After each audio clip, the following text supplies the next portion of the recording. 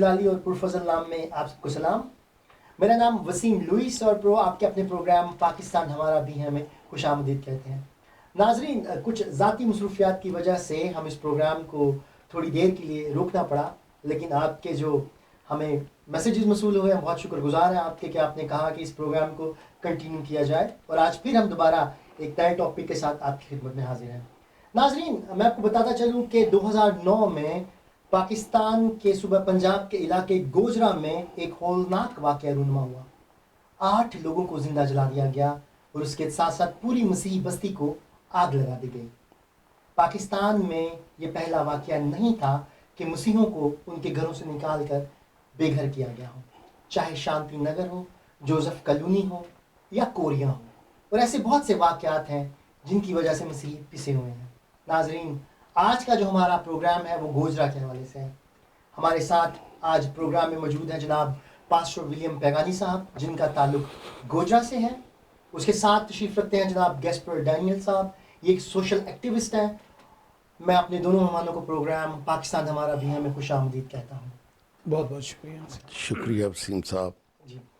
मेरा पहला सवाल पास्टर विलियम पैगानी से होगा कि जब 2009 में गोजरा को जलाया गया, आप उसकी यादगार के लिए इधर हॉलैंड में एक प्रोग्राम ऑर्गेनाइज करते हैं और हर साल उसकी मेमोरियल को मनाते हैं, और इस साल ये 13वीं मेमोरियल होगी। तो जब गोजरा को जलाया गया तो क्या हालात थे उस वक्त, आप कुछ बताएंगे इनके बारे में? वसीम साहब, बड़े दुख दे नाल अज गल करनी पैंदी है, क्योंकि पाकिस्तान मेरा मुल्क के वतन है, मेरे बाप दादा दियां कबरां है। तो बड़े अफसोस दे नाल अपने शहर के हालात नूं दसना, अपने मुल्क के हालात नूं दसना अपने ढिड तो कपड़ा चुकन वाली गल है। लेकिन अफसोस गल इस करके करनी पैंदी है कि लोग सुन के अज भी मत करन ते बड़ी चंगी गल है। 8 लोग जिंदा ही जला दिते गए, जिद विच पता चलिया है कि उन 8 दे विचों एक बेटी सी। बड़ी देर बाद खुदा ने उत्ते आस उम्मीद की, वो बच्चा भी पेट दे विच ही जिंदा ही जला दिता गया। और ना सिर्फ ये लोग जिंदा जला दिते गए, अफसोस कि वो गल जिहड़ी हज़ारां साल पहला खुदा ने अपने बंदा दाऊद की मार्फत की सीगी कि कुछ लोग होणगे जिसले जबूर 74 की 8 ऐत नूं पढ़ते हैं तो लिखिया मिलता है वो खुदा के घरां नूं जला देणगे। अफसोस उन्हां लोगों के उत्ते जिन्हां दे उत्ते गल पूरी हुई। मैं तो अफसोस करांगा क्योंकि हज़ारां साल पहला ये पेशन गोई सीगी। हाँ, साडा कसूर ये सीगा क्योंकि कौम हुंदियां होया किसी ती मुसीबत आउंदी है तो उन्होंने पानी पिलाउणा, खाना खिलाउणा, जबकि एक दिन पहला कोरिया के लोगों ते इल्ज़ाम ला के एक तालब सीगा जिहड़ा कोई जाम नूं वेचदा पिया सीगा, जाम नूं या अमरूद वेचदा सीगा, उत्ते इल्ज़ाम लाया गया कि इन्हें तहीने रसालत की है। ते वो इलाका, वो पिंड जला दिता। सानू दुख होया इस गल का कि इन्ने लोग बेचारे उत्थे एक बाबे नूं इन्ना क मारिया कि वो बाबा भी मर गया। इन्हां 8 लोगों तो अलावा 8 लोग गोजरा में जिंदा जलाए गए और एक को उन्होंने मारा कोरिया में। हाँ, कुछ दिनों बाद फिर बाबा भी फौत हो गया। असी उन्हां वास्ते खाना लगाए हैं, पानी पिलाया उन्होंने, क्योंकि उत्थों पहलों चले गए सी। फिर जो घर च आए ने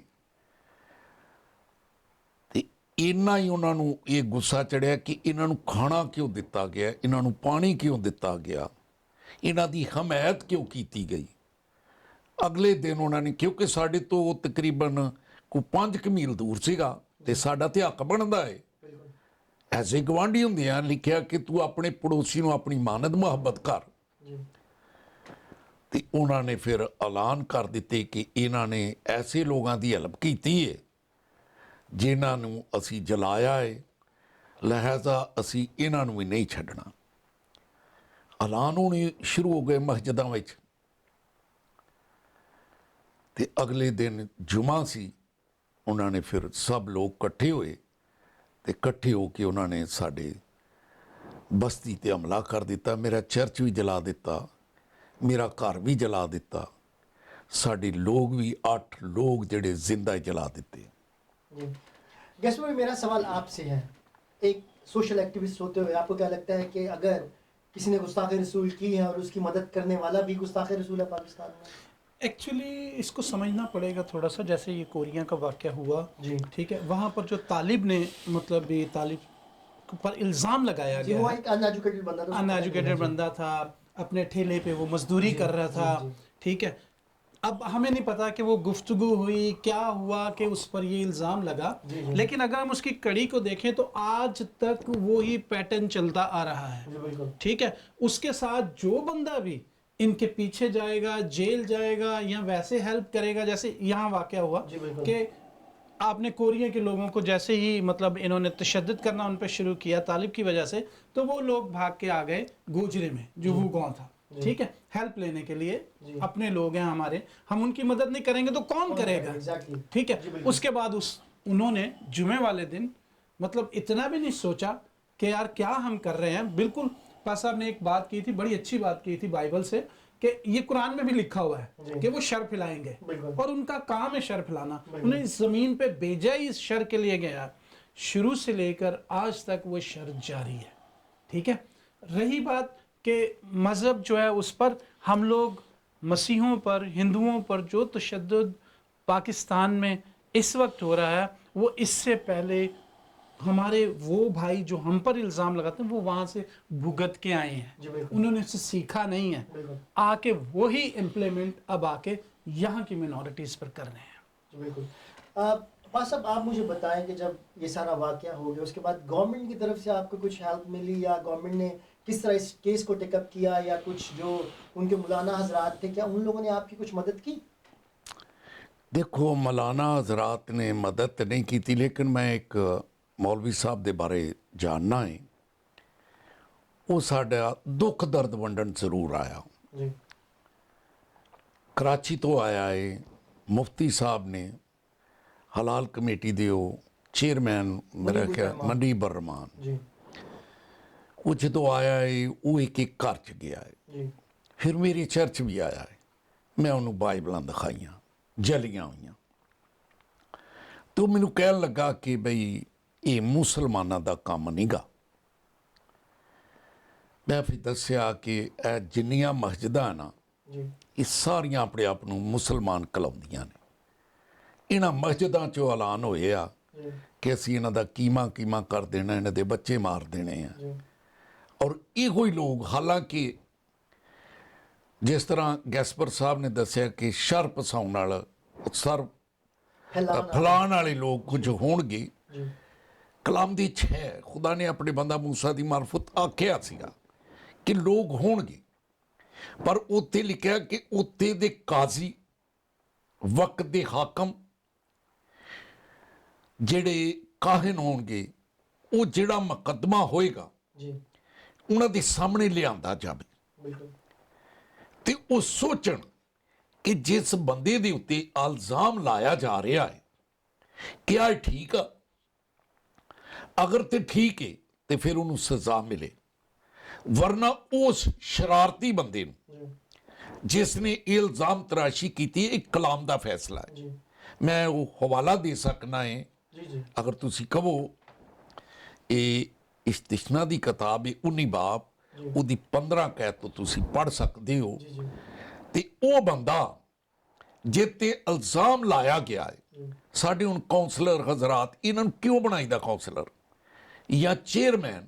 ਇਹ ਉਸ ਇਲਾਕੇ ਦੇ ਦੇਖਭਾਲ ਲਈ ਸੋਚ ਵਿਚਾਰ ਕਰਨ, ਤੇ ਸਾਡੇ ਤੇ ਉੱਤੇ ਸਾਰੇ ਲੋਕ ਹੀ ਮਿਲ ਗਏ। ਅਫਸੋਸ ਕਿ ਕੋਈ ਸੋਚ ਵਿਚਾਰ ਕਰਦਾ ਕਿ ਇਹਨਾਂ ਲੋਕਾਂ ਦਾ ਕੀ ਕਸੂਰ ਹੈ ਜਿਨ੍ਹਾਂ ਦੇ ਅਸੀਂ 8 ਲੋਕ ਜ਼ਿੰਦਾ ਜਲਾਤੇ, ਜੀ ਇਹਨਾਂ ਦੇ ਘਰ ਜਲਾਤੇ, ਚਰਚ 'ਚ ਜਲਾਤਾ, ਬਾਈਬਲਾਂ ਜਲਾਤੀਆਂ। ਇੰਨਾ ਸੋਚ ਵਿਚਾਰ ਨਹੀਂ ਕੀਤੀ। ਮੈਂ ਉਸ ਕਾਜ਼ੀ ਸਾਹਿਬ ਨਾਲ, ਕਾਰੀ ਸਾਹਿਬ ਨਾਲ, ਸੌਰੀ ਮੁਫਤੀ ਸਾਹਿਬ ਨਾਲ ਗੱਲ ਕਰਦਾ ਪਿਆ ਸੀ ਜੀ ਕਿ ਚਲੋ ਇਹਨਾਂ ਬਾਈਬਲਾਂ ਤੇ ਜਲਾਤੀਆਂ, ਜ਼ੋਰਾਵਰ ਲੋਕ ਹੈਗੇ, ਧੱਕਾ ਕਰਦੇ ਨੇ। ਜੀ ਕਿਆ ਇਹਨਾਂ ਨੂੰ ਸੋਚ ਆਈ ਕਿ ਇਸ ਗੱਲ ਦਾ ਮੈਂ ਫਿਰ ਆਖਿਆ ਕਿ ਮੈਂ ਕਿਹਾ ਵੀ ਮੰਨੇ ਕਿ ਤੁਸੀਂ ਧੱਕਾ ਕਰ ਸਕਦੇ ਹੋ, ਤੁਸੀਂ ਜ਼ਿਆਦਾ ਆਪਣੇ ਆਪ ਨੂੰ ਸਮਝਦੇ, ਹਾਲਾਂਕਿ ਤੁਸੀਂ ਉਹ ਕੰਮ ਕਰਦੇ ਪਏ ਹੋ ਜਿਹੜਾ ਤੁਹਾਡੇ ਨਾਲ ਹੋਇਆ ਸੀ ਹੋਇਆ ਸੀ। 1947 ਚ। जी जी जी जी मैं यही सवाल गैस्पर में यही सवाल मैं आपसे करूंगा, सॉरी मैं पंजाबी में आ जाता हूँ। यही सवाल मैं आपसे करूंगा कि जैसे उसने कुछ कागज़ था जिस पे जामुन डाल के दे दिए, उसने कहा कि इसकी तौहीन हो गई। पाकिस्तान में हम देखते हैं कि बहुत सी ऐसी जगह जहाँ पे कुरान को फेंक दिया जाता है, नदी नालों में बहा दिया जाता है, कुरान को वैसे जला दिया जाता है। और मेरा ख्याल है जब गोजरा की बस्ती को जलाया गया तो वहाँ पर भी जो बच्चे स्कूल जाते थे उनके बस्तों में इस्लामियात की किताबें भी होंगी। तो क्या आया जब इस्लामियात की किताब जलाई जाती है, कोई मसीह जलाता है, तो उस पर फ़ौरन 295C लगा दी जाती है, उसकी पूरी गली को, पूरे मोहल्ले को, पूरे इलाके को जला दिया जाता है। तो क्या जो जलाने आते हैं क्या कभी उनके भी घर जलाए गए हैं? देखें, पहली तो बात यह है, सबसे बड़ी बात मैं जो मतलब महसूस करता हूँ जी वो ये है कि हम अगर ज़्यादा दूर न जाएं, इमरान खान की गवर्नमेंट में पीछे चले जाते जी हैं। जी ठीक है, खाना काबा में जो कुछ हुआ, जी बिल्कुल ठीक है, बेहुरमती की गई। पूरी दुनिया में मतलब ये कहीं ऐसा नहीं हुआ। जब पाकिस्तान की तरफ छोड़, क्या हुआ, सब छूट गए, ख़त्म हो गया, खत्म हो गया जी। किसी का घर नहीं जलाया, आज भी वो दंदनाते फिर रहे हैं, घूम रहे हैं। ठीक है, उसके बाद बहुत से ऐसे वाक़यात हुए। कुरान पे वो हमने पिछले दिनों भी एक प्रोग्राम किया था, उसमें हमने बताया कि कुरान पर एक बच्ची लेके वास्ता दे रही है, लेकिन सामने से मुल्ज़मों ने जो उसके थे मतलब मुदई जो थे उन्होंने गोलियां चला दी। ठीक है, कुरान में सुराख कर दिया। पेशावर से लेके बंदा हीरोइन, जी जी ठीक है, लाहौर की तरफ आता है, वो रास्ते में पकड़ा जाता है, कुरान काट कर उसमें मतलब हीरोइन छुपाई जाती है, असला कुरान के ज़रिए आता है, उसके अंदर छुपाया जाता है। और बहुत से वाक़यात है, कुरान पे डांस होता है। फिर सऊदी अरब की एक कोई एक्ट्रेस थी, उसने ला इलाहा इल्लल्लाह का जी जी बिल्कुल मॉडल थी उनकी, उन्होंने पहना था, उसने कौन पहना था? किसी ने कुछ नहीं किया। जी बिल्कुल लेकिन यहाँ पर सिर्फ कहा जाए कि यार ये मसीही है, ये हिंदू है, ये काफिर है, ठीक है, इसको तो अब छोड़ना ही नहीं है। उसके लिए वो सब कुछ अपना छोड़ छाड़ के पेट्रोल भी लेके आ जाते हैं और आके अपना काम शुरू कर देते हैं। जैसे पिछले दिनों वाक़या हुआ कि किसी लड़के ने एक पोस्ट डाली कि कुर्बानी का गोश्त मसीहों के लिए हलाल मतलब ठीक नहीं है, गुनाह है, तुम शैतान की कुर्बानी से मत खाना। उसने वो आयत मेंशन की और उनको लगा कि इसने हमें टारगेट किया और उस पर 295C का केस हो गया। और दुख की बात है, सबसे बड़ी दुख की बात यह है कि जिसने इस तरह समझा, इसका मतलब है कि उसके दिल में ये बात थी। लेकिन शैतान की कुर्बानी जो है वो फर्क है। ठीक है, अगर हम कोई शैतान के लिए कुर्बानी देते हैं तो वो शैतान की कुर्बानी है ना, और अगर हम सुन्नत इब्राहिमी करते हैं तो वो शैतान की तो नहीं है ना।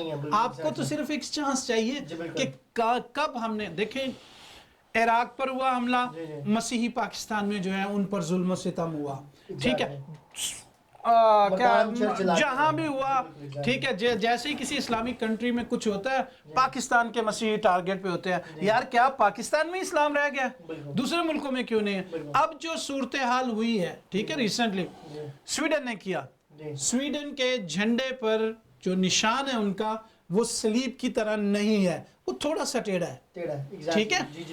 लेकिन वहां पर जिस ऑर्गेनाइजेशन ने झंडे पर सलीब बनाई है, उन्होंने पर्पसली ये किया कि उस पे सलीब का निशान बनाया गया, ठीक है, उसको जलाया गया है। हमारे फतह के निशान को आपने ऐसा किया। बिल्कुल बिल्कुल। भाई साहब, आप क्या समझते हैं कि जैसे सलीब को जला दिया गया स्वीडन में, ये वाकया उन्होंने कुरान को जलाया और साथ में बाइबल को भी जलाया। लेकिन यहाँ पर आप एक बात कहना जरूर हमेशा मेंशन करो कि स्वीडन में अगर कुरान पाक को जलाया तो वो मुसलमान ने जलाया, वो साबिक़ मुसलमान ने जलाया, ठीक है, और उसका केस लड़ने वाला साबिक़ मुसलमान वकील है, ठीक है। आपसे जो लोग नफरत से भाग रहे हैं वही ये काम कर रहे हैं, और हम क्यों टारगेट? बिल्कुल। और अभी रिसेंटली बाइबल को भी जलाया गया है कि किसी मसीह ने उसके ऊपर کچھ بات کی، کیونکہ ہم لوگ مسیح یہ سمجھتے ہیں کہ ہمارا انصاف جو ہے وہ خدا کرے گا، اور صلیب کا پیغام کیا ہے وہ آپ ہمیں بہتر طریقے سے بتا سکتے ہیں. ਬਹੁਤ ਦੁੱਖ ਦੇ ਨਾਲ ਇਹ ਗੱਲ ਕੀਤੀ ਜਾ ਰਹੀ ਹੈ. ਕਿਆ ਸਾਡੇ ਲੋਕ ਜਿਹੜੇ ਨੇ ਕਿਆ ਇਹ ਨਹੀਂ ਲੜ ਸਕਦੇ? ਲੜ ਸਕਦੇ ਨੇ, ਲੇਕਿਨ ਸਲੀਬ ਤੇ ਜਿਸ ਸਲੀਬ ਦੀ ਬੇਹੁਰਮਤੀ ਕੀਤੀ ਜਾ ਰਹੀ ਹੈ ਉਸੇ ਸਲੀਬ ਤੇ ਚੜ੍ਹ ਕੇ ਤੇ ਇਹ ਗੱਲ ਕੀਤੀ ਗਈ ਹੈ, ਬਾਪ ਇਹਨਾਂ ਨੂੰ ਮਾਫ ਕਰ. بہت بہت شکریہ. اگلے ہفتے پھر آپ کی خدمت میں حاضر ہوں گے. تب تک دیکھتے رہیں BTL TV. God bless you all.